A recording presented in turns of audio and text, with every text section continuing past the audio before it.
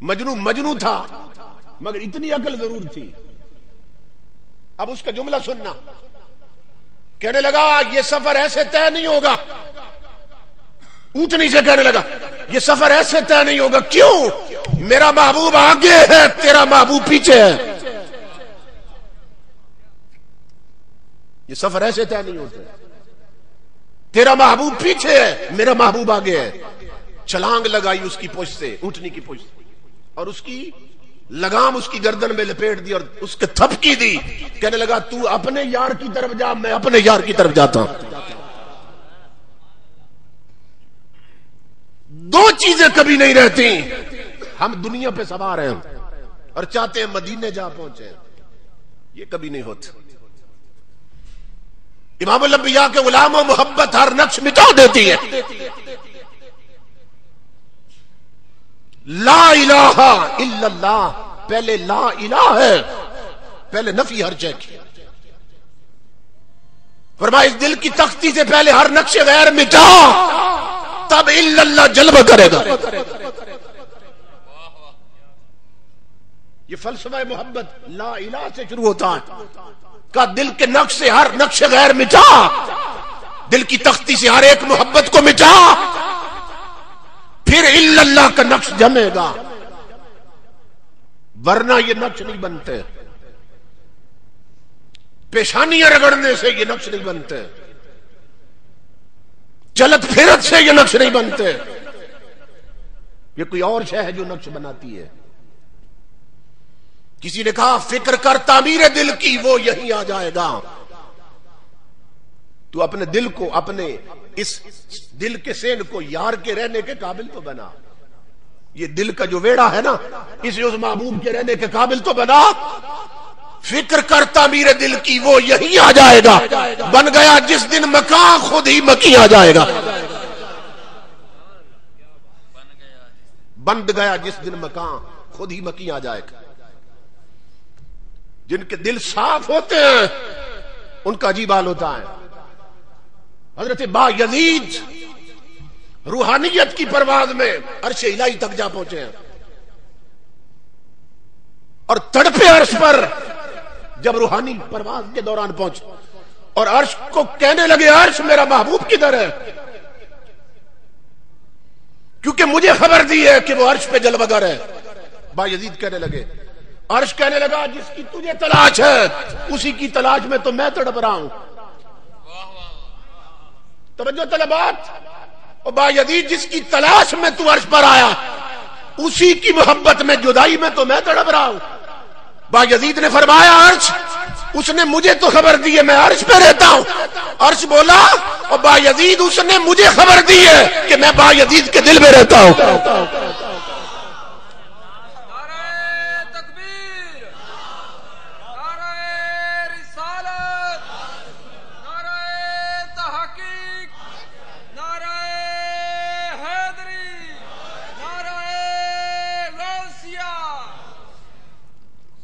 فکر کر تعمیر دل کی, وہ یہیں آ جائے گا.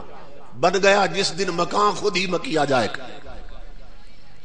غوث اعظم فرماتے ہیں کہ جب تک ہر شے کا مالک حضور نہ بن جائیں اس وقت تک محبت کامل نہیں ہوتی.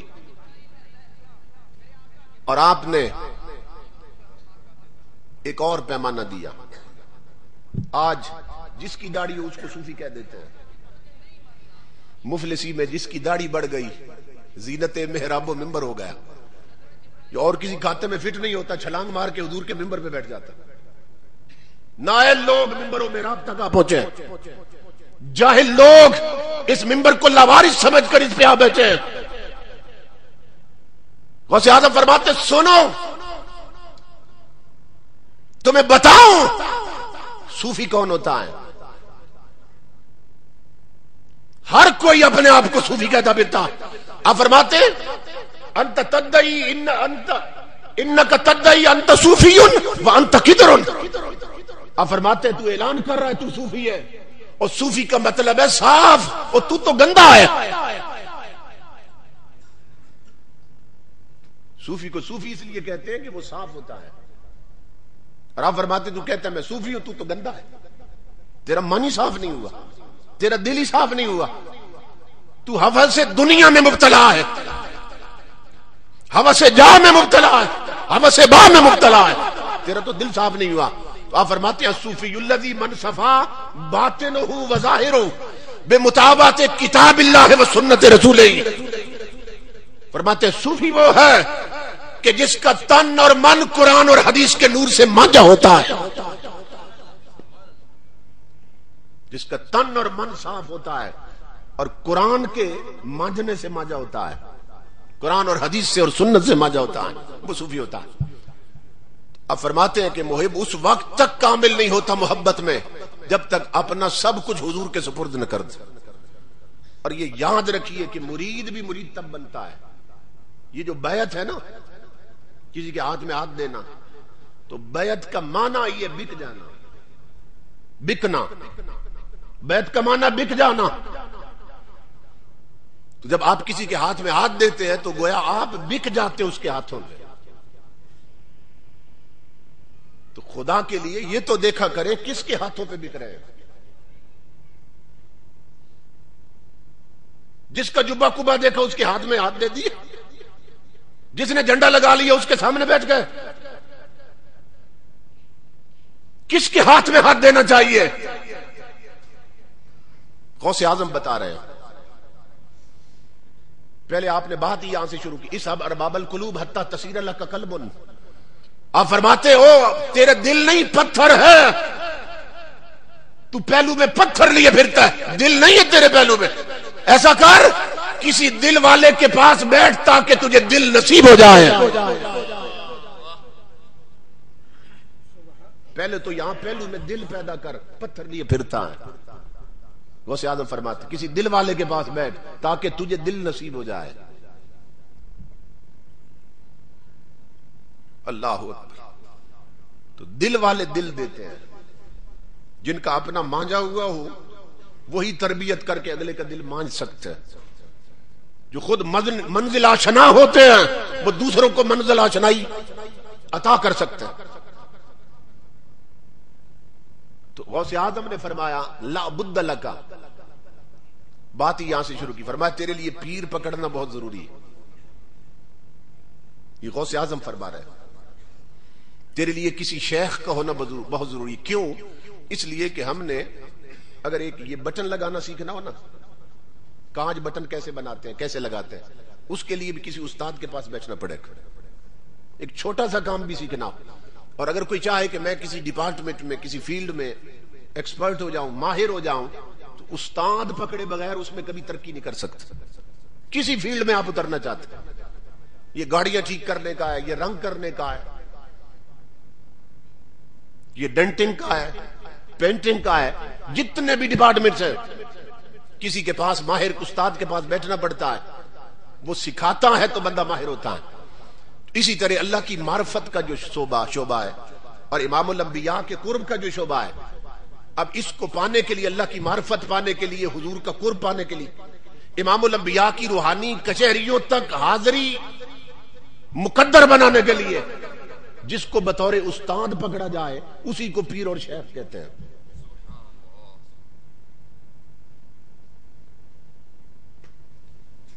کہ جو تمہیں معرفت خدا اور قرب رسول عطا کر دے. تو جس بیچارے کو خود ہی قرب رسول نصیب نہ ہو وہ تمہیں کہاں لے جائے گا؟ جسے امام الانبیاء کی روحانی بارگاہ میں کبھی حاضری نصیب نہیں ہوئی وہ تیرا ہاتھ پکڑ کے کیسے لے جائے گا؟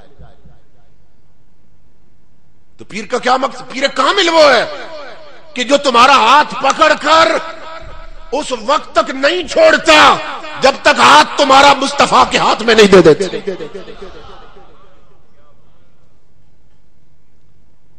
تربیت کر کے، سنوار کر، بنا کر، نکھار کر حضور کی مجلس میں بیٹھنے کے قابل کر دیتے.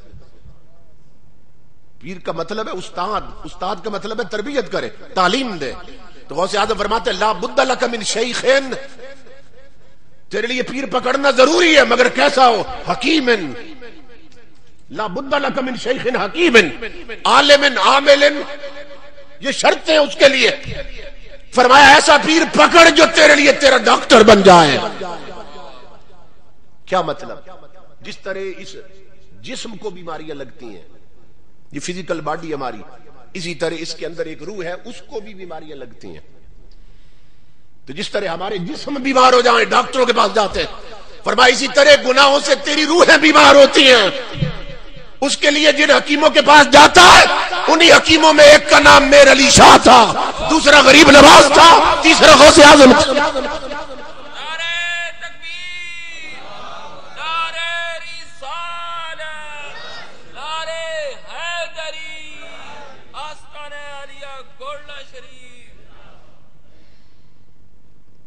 یہ جو جسم کے ڈاکٹر ہیں